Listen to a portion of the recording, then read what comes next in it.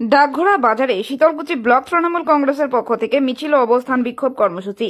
এদিনের এই প্রোগ্রামে উপস্থিত ছিলেন প্রাক্তন সাংসদ ও বিধায়ক হিতেন বর্মন, শীতলকুচি ব্লক তৃণমূল কংগ্রেসের সভাপতি তপন কুমার গুহ, সংখ্যালঘু ব্লক সভাপতি জাকির হোসেন মিয়া, আইএনটিটিইউসির ব্লক সভাপতি কৃষ্ণকিশোর রায় সিংহ, সুব্রত কুমার রায়, শেফালী বর্মন সহ অন্যান্য নেতৃত্বরা। এদিনের এই প্রোগ্রামে ব্লক তৃণমূল কংগ্রেস সভাপতি তপন কুমার গুহ বলেন, মমতা বন্দ্যোপাধ্যায়ের নির্দেশে আজ আমরা আরজি করে ধর্ষণ ও হত্যাকাণ্ডে বিজেপি সিপিআইএম এর ঘৃণ্য রাজনৈতিক চক্রান্তের প্রতিবাদে শীতলকুচি ব্লক তৃণমূল কংগ্রেসের পক্ষ থেকে মিছিল ও অবস্থান বিক্ষোভ কর্মসূচি করলাম। এই কোর্ট একদম এই বিচারই করবে, অন্য কোনো বিচার করবে না, তাতে তাড়াতাড়ি তার দর্শককে আমরা শাস্তি দিতে পারি। ফাস্ট ট্র্যাক কোর্টের দাবি করেছেন মমতা ব্যানার্জি। আমরা জানি এই আন্দোলনের পেছনে উস্কানি দিচ্ছে বামপন্থীরা। আজকে এই বামপন্থী সরকার 34 বছর আমাদের পশ্চিমবঙ্গে রাজত্ব করেছেন। আমরা কিন্তু ভুলে যাইনি মাধবী বর্মনের কথা। মাধবী বর্মনকে সিপিএম এর কমরেডরা ধর্ষণ করে তাকে ফাঁসির কাস্টে ঝুলিয়ে দিয়েছিলেন। সেই বিচার এখনো মাধবী বর্মনের বাড়ির লোকরা পায়নি। এই সিপিএমরা তো দাবি করেননি তখন জ্যোতি বসুর পদত্যাগ।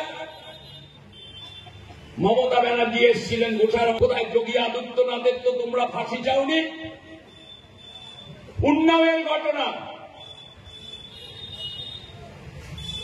সেখানেও বিভক্ত করে হত্যা করা হয়েছে। 9 তারিখের দুদিন পরে মহারাষ্ট্রে এক বিজেপির স্কুলের মালিক বিজেপির নেতা, সেখানে একটা 9 বছরের বাচ্চাকে ধর্ষণ করা হয়েছে। সেখানে মহারাষ্ট্রের সাধারণ মানুষ রাস্তায় নেমেছিলেন।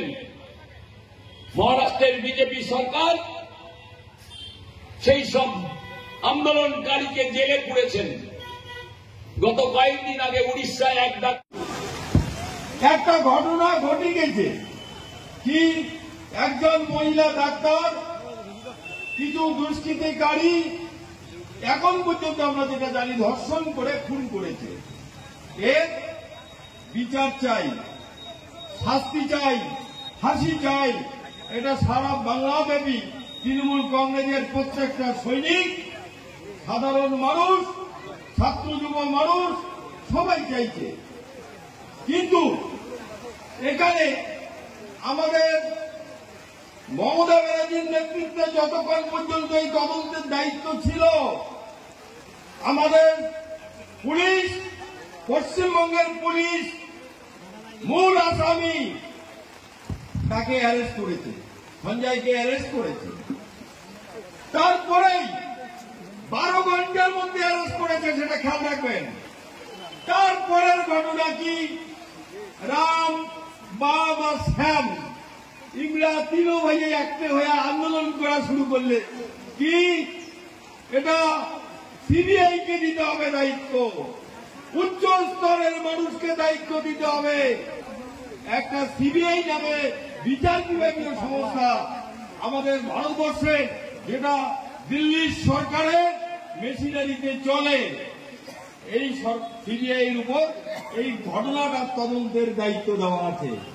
তা বন্ধুগণ, আজকে রাম, বাম, শ্যাম এরা আন্দোলন করতে পারে, কারণ সিবিআই এর বিরুদ্ধে বিচার চাই, সঠিক তদন্ত হোক, দোষী ব্যক্তিকে শাস্তি চাই এবং আগামী দিনে যাতে ফাঁসির কাটে ঝুলা যায়।